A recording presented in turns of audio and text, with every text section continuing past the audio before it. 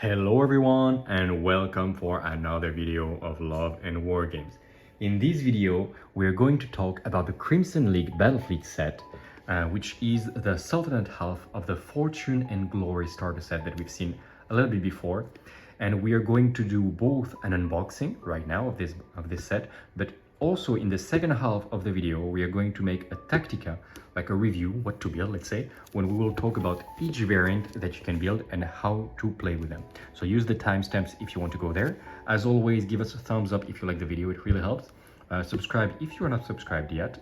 And also leave a comment so you gain a chance to win either a Union or a Covenant vast surface fleet. So the first thing that I will say about this is that unlike the Union half, the Honorable Eclipse company that we've seen recently, this little guy has actually one more sprue than what it had in the Fortune and Glory starter set. So here we have 4 aerial sprues and the resin kit. It is also a little bit more expensive than the Honorable Eclipse company set. I think it's something like 66 euros if I'm not mistaken. So if you order through my Place, you have minus 10%. It will get around 60 euros. And plus we get a little percentage back at Love and Wargames. So we can get more terrain, more miniatures and stuff to make even bigger battle reports for all of you guys. So we will do first the unboxing of this set, making sure that we have the 4 sprues and talking a little bit about how each ship look, and then we'll do the Tactica. Without further ado, let's start the unboxing of this set. And okay, here we are. So we have first, of course, the resin Lyceum / Badroulbadour. We'll see it at the end. We also have, of course, all the flight stands that are needed. Some SRS token, not many actually, that might not be enough actually. It's a bit surprising, but okay, you have only 4 SRS tokens. We'll talk about why it's maybe not enough in a second. Basically, you can have few carriers, like fake carriers, and you might get much more than this. You might need 8 of these SRS tokens. It's the first time that I see not enough SRS token being sent in the box. Something to note, like if you are regular Dystopian Wars players, you have so many of these black SRS tokens that you might have thrown some away at some point. But if it is your very first box and you want full carrier fleet, I'm not sure it's the best way, but you might want, you might not get enough. But yeah, you don't have enough. Something very interesting. If you are in this situation, ask your friends around in your Dystopian Wars community. They will be very happy to give you what you need. So you get 4 Mass 2 flight stands, very well. 8 Mass 1 flight stands, which is exactly what you need. Again, perfect. We've seen that the Union part had a little bit weird, like awkward number of flight stands. Here it is exactly what you need. No more, no less. And now we go to the heart of the subject, the Turkish Sultanate aerial sprue. So you can make 3 ships out of this sprue. 3, and you also have, of course, SRS token as we've seen. So the 3 ships that you can make are going to be the very small Alsaqr, which is here. It's actually an asymmetrical design, very cool. We'll see it. Well, you know what? We'll see it right now. It is this little guy. I've made magnetize all my ships, so it's easier to store them and show them around. So this is going to be the Alsaqr, more like this. And this is a very, very interesting ship. As I record this video, we're still in orbit 3.05 or 06 of the Sultanate, and they might get a little boost at some point in the future for the Sultanate aerials because they are not strong enough at all. So hopefully it will come sooner rather than later. Otherwise, in this current version, those are basically the best Sultanate aerials. They got a little point nerf, which was deserved. They're extremely fragile, but they are very fast. They have corvette duty, so they boost the defense, and they have each of them a little secondary attack, and especially an etheric lance, each of them, 38 points. So at point blank, and especially if you combine them with the Badroulbadour, because they can be attached, this is going to be an insane unit. You're gonna get 4 of those, which is great. You can either attach 3 of them to the Badroulbadour, for example, or you can attach 2 of those to a unit of, for example, Mass 2s to link all the torpedoes together. Anyway, I will not get all the details now. We'll talk more about the Tactica, but this is just a very good unit. Plus, I love the asymmetrical design. It's quite unique. You can also make, and we see the details here, the Hirka Skycutter, which is this little guy. And this is also a very interesting unit. A little bit less than the Alsaqr, it's not as insane, but this is very polyvalent, versatile in English. This little guy has good firepower. It's supposed to have an etheric lance, like it's right there, we can see it, but it doesn't have it. It has light broadside, gun batteries, I think it has IRL torpedoes as well, and it can drop troops from somewhere. We don't know where they come from. Maybe from this, maybe they just jump over the bridge because they say that it's a little bit overcrowded in this ship, in the fluff. So I don't know why, but it's a landing vessel, it's fast. It's just maybe a little bit fragile if it gets focused down, because it does start to get a little bit expensive.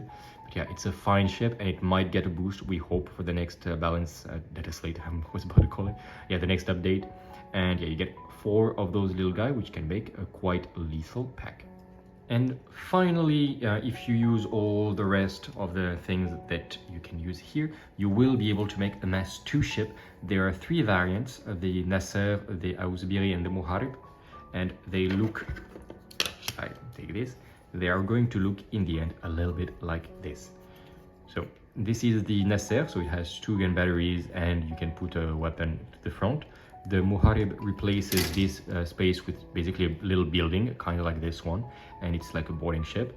And finally, you have the Awsbiri, which has 3 small gun batteries, but also some torpedo tubes to the front. So as you can see, what I did here is that you can attach some ships on the side. I'm not sure where you are supposed to put them. Yeah, basically, they can become a carrier, like 1/0, which means they will be able to drop these little ships. It will make an SRS token. It's very cool, very cinematic. And it will help, for example, to trigger the rule Maritime Patrol for the Awsbiris, for example. So I quite like the concept, and the ships are amazing. Plus, well, I do love this paint job. Again, amazing job from Yes Miniature, and they just look great. They're very, very underwhelming, all of them right now. But as we've seen, the Union IRLs did get a boost, so we are hoping for them to get a big boost. Maybe between the time I record this unboxing and the time I make the Tactica for releasing the final video, there will be an update. Let's really hope, but otherwise, they are still amazing models. And finally, the biggest of the big boys, the Lyceum. This amazing, very futuristic looking airship I absolutely adore. It is bristling with weapons under, some main gun batteries are ported downwards. It might be important actually at some point for the game that this is a dedicated air-to-ground combat airship, because maybe in the new version of the game it will be important that the airships can only fight other airships, except some exceptions like this guy. So we'll have to see how it goes. But yeah, just love like this. It looks crazy. You have, let's have a look at it again. Some expansions. You have 2 different bridges. This is the bridge of the Badroulbadour that we will see in a minute in the Tactica with a shield generator. And this is the bridge of the basic Lyceum, and also the engines at the rear. Talking about engines at the rear and everything, let's have a look at what it looks once finished. So you can see this is the finished version with the little extra bits around. And yeah, once painted, it looks glorious. Like, come on, we have to admit that this is a great ship. The only thing that makes me very sad, indeed, is that there are some resin rocket batteries around. I'm like, oh, that is so sad. You have to put them here, and it has no choice but to put rocket batteries in its profile. It would be so good, and I mean so good, if you could replace these rocket batteries with, for example, etheric lances. Might be a bit too strong, or even just basic gun batteries. That would be great, because rocket batteries are so bad right now. Again, one of the coolest ship of the game, and as you can see, you can also upgrade. So this is not really a legal configuration that I have right here, because it's the Badroulbadour with the shield. But if it was the other version of the bridge, you can play it as a basic version, the Lyceum, which can be transformed as a carrier, as you can see here. And I just did the best of both worlds. I can just proxy it because it looks better this way. But do note that this is not a legal configuration, but come on, like if you don't use it as a Lyceum, who's gonna see from the top the little airships that you have? Come on. Plus it looks just so good like this. Anyway, great ship, and without further ado, what you've been waiting for as well, now that we did the unboxing, is Yeah, it's magnetized, that's one. Let's have a look at the Tactica and how you can play well each of the variants that you can have, and also let's talk about how you can expand beyond. Okay, so let's go for discussing each of the variants, what they do, should you build them or not. Let's note two things. First of all, we got some of the comments in the last videos about making the unboxing and the Tactica saying that it becomes a little bit too long. So I will try to go really to the heart of the issue and not really cover every single tactical use of every single ship, especially since they can change from one version to another. But I will tell you, okay, this one is the entire ship, this one is the anti-submarine ship, etc., etc. Sure. Do note also we are in the 3.06 update, and without further ado, let's go for how to play the Crimson League.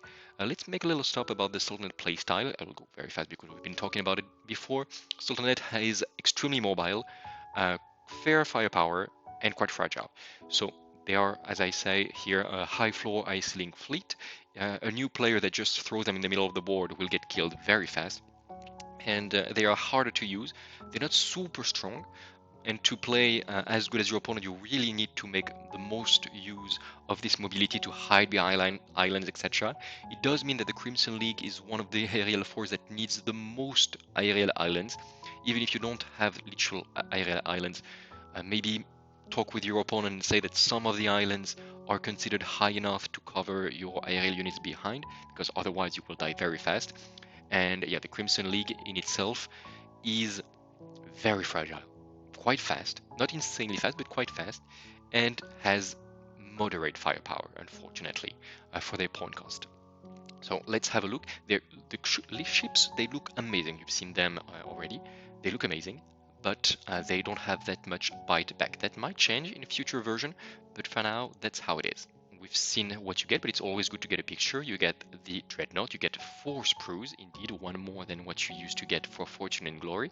And yeah, those are very beautiful ships. You do get quite a mass of these. And let's have a look at each of the variants. There are variants only for the mass 2 ships that you should see, the 4 cruisers, and also the flagship. There's 2 variants. Let's start, by the way, with the first variant of the flagship, which is the Lyceum Aerial Dreadnought. Now, I love the Lyceum. Don't make me say it otherwise, but it's overcosted. This poor boy got a boost that is still insignificant. It got a little boost in defense with some ADV more, and it got a point buff, which is not what it needed. This ship does a lot of things, but it's a bit supporty, but there is one specific thing that makes it overcosted. It has 2 heavy gun batteries with focus gunnery, fair. It has a single heavy broadside to the side and to the rear. Single heavy broadsides for a flagship, average. It has 6 rocket batteries. Only 4 of them can shoot at the same time at the same angle. That's not good. Rocket batteries are bad, and you cannot even replace them. If you could replace them, this would be another discussion, but 6 rocket batteries is like, it's so bad, it's so bad. Unfortunately, it has flag barrage 6, again, nothing spectacular, but fine. It has Janissary Assault Bay, which we'll talk about later. It means your boarding are better, okay? And if you play them as a Crimson League, which you will do, you replace Janissary Assault Bay with a Crimson Privateers, which basically the same thing. You still ignore counterboarding, but you replace Devastating with Sustain, about the same anyway. Oracle site construction, fine, and heavy firepower, of course. The thing is, you get this little rule called Callimachus Chronolathe. If I summarize the blurb of text above me very fast, you can, as a special operation, select 1 unit and repair 1 hull point on every ship in the unit. Usually only 1 of them will be damaged, except if there is an explosion. So fine, and you can spend more cards, which is not a valor effect, to repair more. Okay, not insane, but I feel like you pay a lot for this, and especially you can use the Chronolathe as a valor effect to teleport a unit next to you. It gets a hazardous effect, but it goes out of reserve automatically. There are 2 things that make me sad about this. I feel like you pay way too much for this capacity. The Lyceum as a ship itself without the Chronolathe is not worth 330 points at all. I think even with it, it's about 30 points too expensive, maybe 40 points. And the problem with the Chronolathe is that repair capacity is okay. Your ships have terrible armor anyway, terrible citadels. So it's not like when you repair, I don't know, like a very tough Union ship or Commonwealth ship. This, you're repairing ships that are already very fragile, so they're gonna lose the health right back. Okay. And the valor effect to teleport a unit, your opponent is always going to counter this, because the Sultanate does have some very powerful point-blank ships that are fragile. However, you're always going to see it countered by your opponent with Valor effect, with Fortunes of War, 100% of the time. Too strong otherwise. Even if he has to spend all his card, he will counter this and you will never use this capacity. And plus, you're the Sultanate. This capacity was made for the Covenant, which also have a techno-encabulation drive, so but it's lethal potentially, so okay. For the Covenant, I can see the point. For the Sultanate, you have portals. Use portals to teleport your units, not this thing that costs a valor effect that can be countered and that will cause a hazard condition. Just use portals, of course. Even the Crimson League has ways can have portal generators. And if you have other ships around, like a Retaj that we'll talk about later and stuff, you can have such a great use of portals, which is better than the Chronolathe. So unfortunately, I feel like the Lyceum pays for this. I do know that the non-named version of the ship, which is the Lyceum, can have a 4/0 SRS capacity by playing +3 points, so getting it even more overcosted. It's fun. I love the idea of having these ships dropping from the belly of the Lyceum and just making their own SRS squadrons. It's amazing. But 4/0, when you are not specifically tough, it doesn't do enough, unfortunately, I would say. In absolute, paying this upgrade is fine, but it makes a very expensive ship even more expensive, and for sure your enemy will focus it down. But it could be fun, especially if you replace the heavy gun batteries with heavy rocket batteries, or even D cannons, but then it's even more expensive. Let's say rockets. So then you can make one big rocket barrage, send your SRS tokens, and that's gonna be it. But still, it's fine. It's very expensive ship. Like it's gonna be like 360 points for a ship that doesn't do a lot of rocket damage and has 4 SRS. But you can play it like this. I do see the Lyceum either getting a boost somehow, I don't know, getting to armor 8 or something, or getting cheaper significantly. But until this point, it's just an amazing modeling. Just look at the model. It's one of the best models of the game. But it's just overcosted and it doesn't do enough. It's a little bit of support, but you have other ways to do what it does. It's really not a beast in terms of firepower, and it's toughish, let's say, a little bit, but not enough to justify the point cost. For the same point cost you get the Retaj, which does so much more. It gives you Fortunes of War, it's tougher, more firepower, it's also extremely mobile, crazy boarding, anyway, it makes portals left and right. It's just like, I cannot even think about it. How you would take a Lyceum over a Retaj except by loving the model. But don't worry, it's only version 3.06. In 3.07 or later, I'm pretty sure the Lyceums will get quite a boost. The name version, the Badroulbadour, is 370 points. Like, how did this cost 370 points? I don't know. It's overcosted as well. Not as overcosted as the Union Aeros before they boost, which were way worse. They were terrible. This is just overcosted. I can see the point of the ship. It's basically Lyceum, except you have inbuilt particle beamers. Good. Means you can combo better with the Alsaqrs that we'll talk about later. It gets inbuilt, of course, it's the Crimson League Luminiferous defenses, which means that as a Lyceum of the Crimson League, you will also send 7 dices to crippled value of ADV against attacks with gunnery, broadside, or fusillade. Okay, good. It's quite fine actually. And you get an inbuilt shield generator. So it does get it gets there in terms of defense, except if your opponents has, of course, things that are not gunnery, for example, to not trigger luminiferous defenses, or electrical weapons, for example. But it is a bit more resilient. It goes to Citadel 15 as well. Interesting. And another interesting thing, it has Devil's Own Luck, which can help. It can help to have this auto counter of an enemy special capacity or once per turn. It can help for sure. Also, I get Inspirational. Although overall, again, a very cool ship. It does a little bit of everything. It's a little bit tough, a little bit of support. It has firepower for the point cost, but it can get some bite with 2 particle beamers, I guess. Yeah, not crazy. But it's mostly tough-ish and some support. Again, worth 370 points? No. But it looks amazing. Unfortunately, it doesn't have inbuilt SRS capacity, and it cannot have it anyway, so it cannot be built as an aircraft carrier, like as a long-range aircraft carrier. I really want to love the Badroulbadour, but right now it just costs too much for what it does. But don't let it stop you. If it gets some boost later, and you see this video a little bit later, or if it goes down in points, then for sure it's a ship that is very versatile, does a lot of everything, more tough than it's lethal, fast-ish. If it's cheap enough, you do want it on on your fleet. It will not be the linchpin of your strategy, but it will help for sure for a lot of things. Okay, let's go for the Mass 2s, and we'll start with the Nasr Skyships. I will start by saying that all the Mass 2 ships are very fragile. They have 6 of armor, fair, 10 of citadel, insanely low, and a hull point 4/2. So they will die super fast. At least they gain Oracle side construction, so no more double citadel for them. But still, they die so fast. The Nasr is 106 point. Realistically, you will pay them 111 because you will want the full rocket battery package for them because they have Skyfire. Skyfire means that when you use aerial weapons, rockets, against aerial units, you reroll blanks.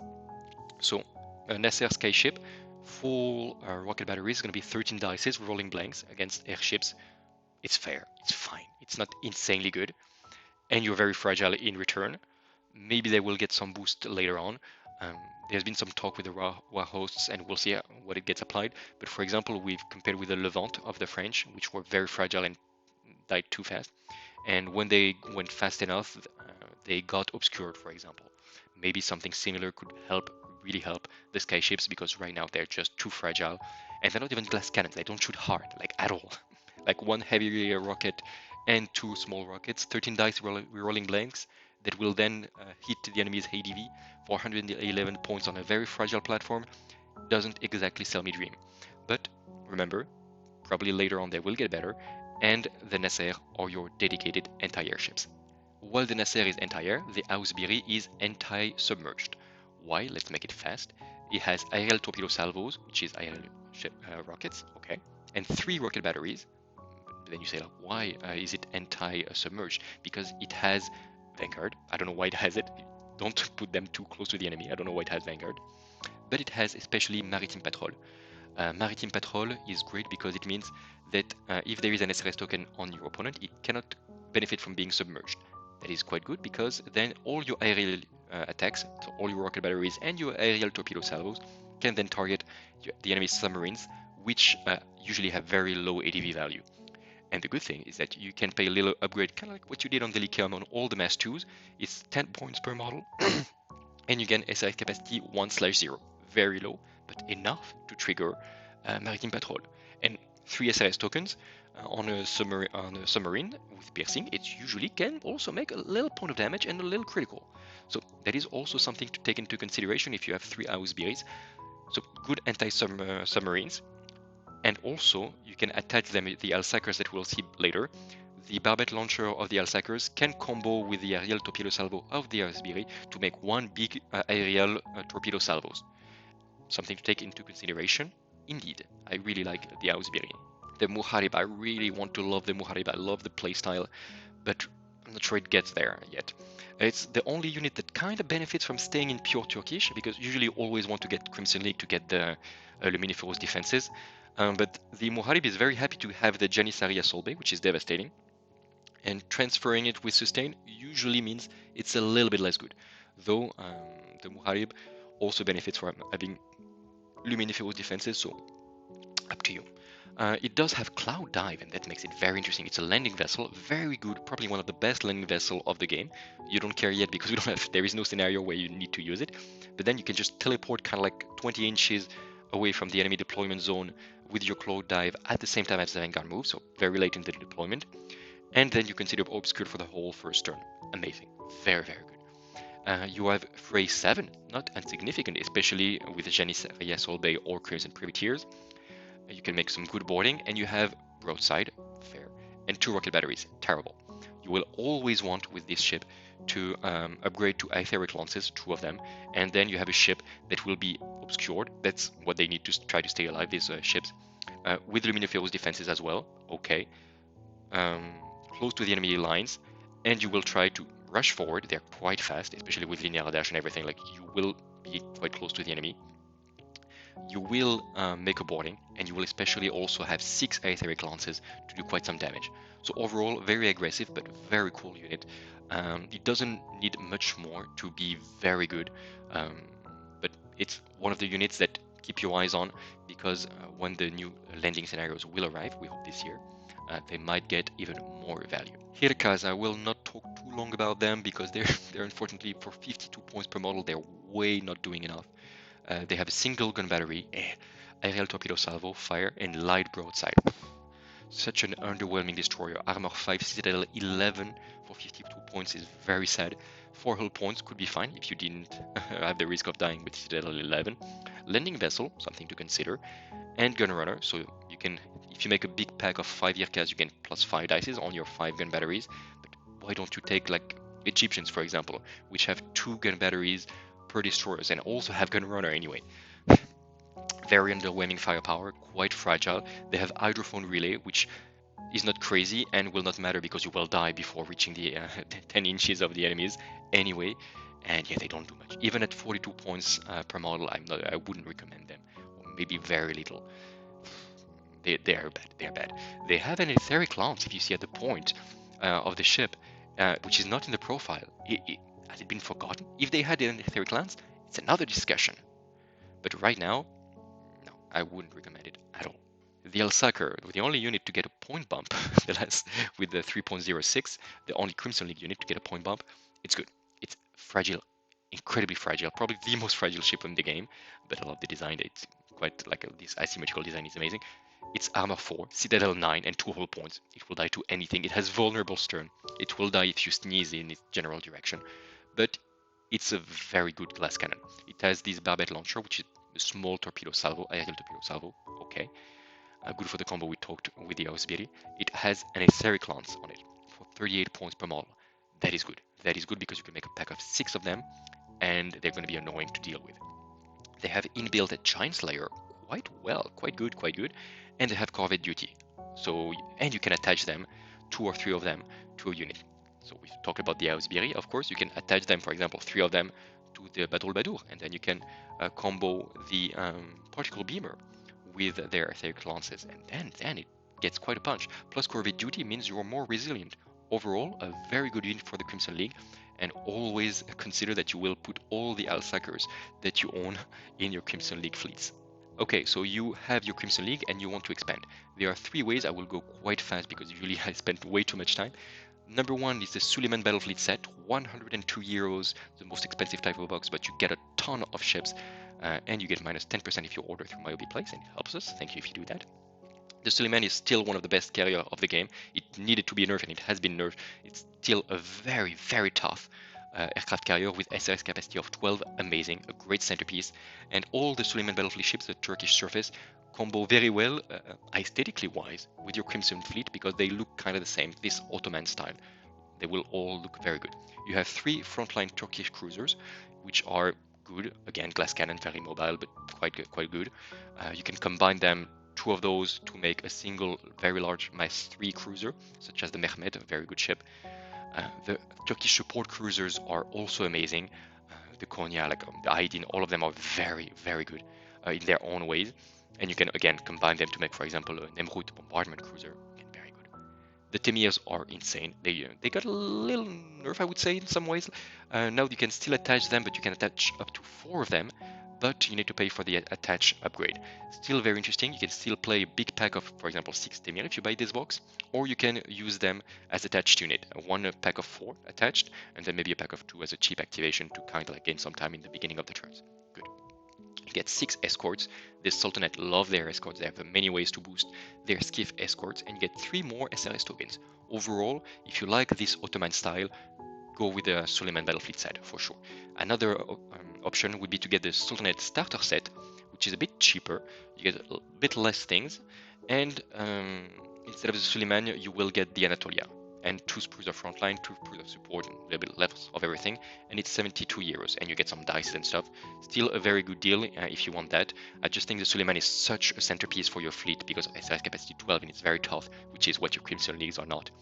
So it's very interesting, but you can also absolutely go with the Sultanate starter set. Second way to expand that I would recommend is the Retaj Battlefleet Set. Very elite surface ships, while your Crimson Leagues are elite aerial ships. They're both Sultanate forces, even though I think in the fluff the Crimson League and the Order do not work together that often. They don't like each other that much, but the Crimson Leagues are mercenaries, so I'm pretty sure they would be very fine with working with the Order to hunt down all the servants of the Hex entity. Anyway, fluff things. In terms of game, the Retaj is amazing, but the same price as a Lyceum, but as we've said, so much better. It does everything better. Great boarding, and like amazing boarding. Great portal game. Insane like long range firepower with 2 twin judgment lances and 2 heavy torpedo salvo, incredible blast attack with the helioblast, and it's very mobile. Great ship, and it has Fortunes of War. Love it. And you get 4 Carolus destroyers, which you can attach to your Retaj, all right, or you can make a big squad of 4, and they're very good. They're very expensive, but they're probably the most powerful Mass 1 ships of the game, and they are the only one Mass 1 ship that cannot be destroyed by breaching the Citadel. Amazing.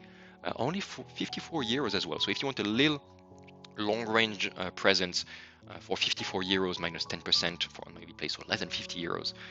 So if you want a little surface force that will be able to pepper your enemy with lots of torpedoes and judgment lances at long range, and then when the enemy gets close, you can rush in, make some boarding, and some incredible Helios blast attack, this is the fleet for you.